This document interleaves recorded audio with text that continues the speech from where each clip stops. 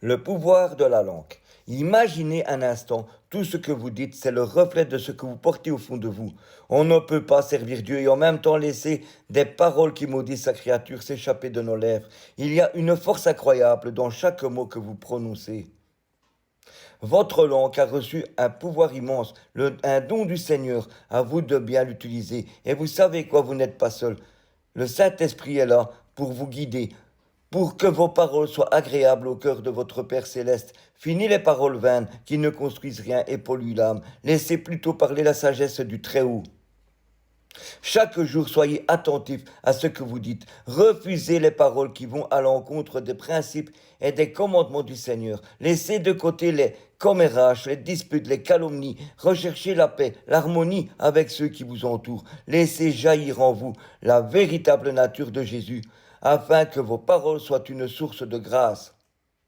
Jacques chapitre 3 verset 6. La langue aussi est un feu, c'est le monte de l'iniquité. La langue est placée parmi nos membres, souillant tout le corps et enflammant le cours de la vie, étant elle-même enflammée par la géhenne. Proverbe chapitre 18 verset 21. La mort et la vie sont au pouvoir de la langue. Quiconque l'aime en mangera les fruits. Proverbe chapitre 17 verset 27. Celui qui retient ses paroles connaît la science, et celui qui a l'esprit calme est un homme intelligent. Jacques chapitre 3 verset 5. De même la langue est un petit membre, et elle se vante de grandes choses. Voici comment un petit feu peut embrasser une grande forêt. Jacques chapitre 3 verset 8. Mais la langue, aucun homme ne peut la dompter. C'est un mal qu'on ne peut réprimer, elle est pleine d'un venin mortel.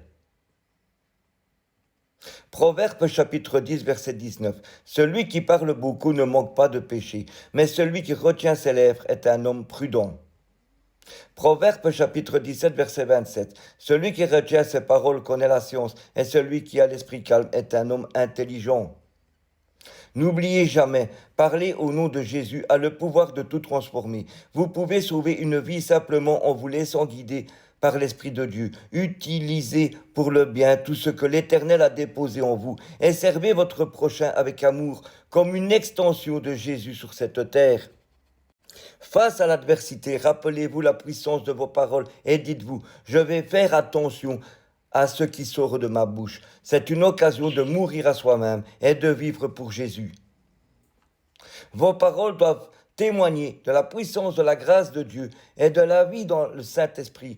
Que Dieu vous donne la force d'utiliser votre langue comme un instrument de sa puissance et de sa grâce salvatrice.